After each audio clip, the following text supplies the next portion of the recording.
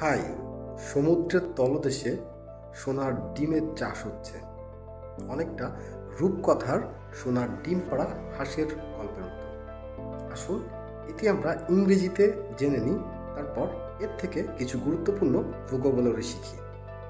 Scientists recently discovered one of the largest deep sea nurseries ever found, filled with more than 2.6 million golden eggs near an underwater volcano of the coast of Canada.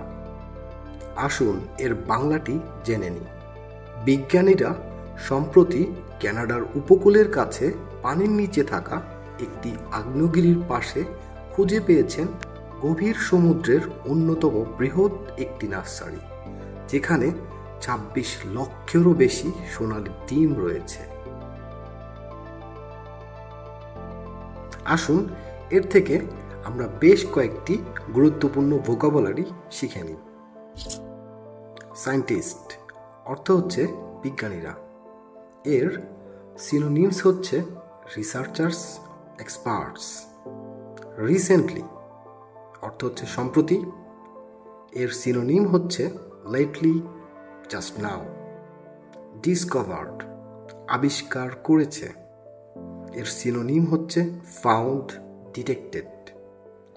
Deep sea গভীর সমুদ্রের। এর synonym হচ্ছে deep ocean.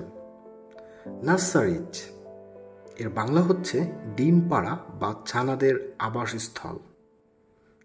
এর synonyms হচ্ছে breeding grounds, hatchery. Ever found এখন পর্যন্ত আবিষ্কৃত। এর সিনোনিম হচ্ছে discovered till now.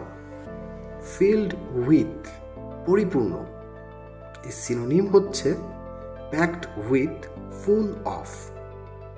Golden eggs এর অর্থ হচ্ছে সোনার ডিম বা সোনালী ডিম। আন্ডারওয়াটার ভলক্যানো পানির নিচের আগ্নেয়গিরি। Submarine volcano. Off the coast of এর অর্থ হচ্ছে উপকূল থেকে কিছু দূরে। Near the shore off. Interesting fact বা নতুন আবিষ্কৃত কিছু বা অজানা কোনো তথ্য, এইগুলো জানার মধ্য দিয়ে যদি আপনি আপনার ইংরেজিকে সমৃদ্ধ করতে চান, তাহলে অবশ্যই আমার চ্যানেলটিকে সাবস্ক্রাইব করুন।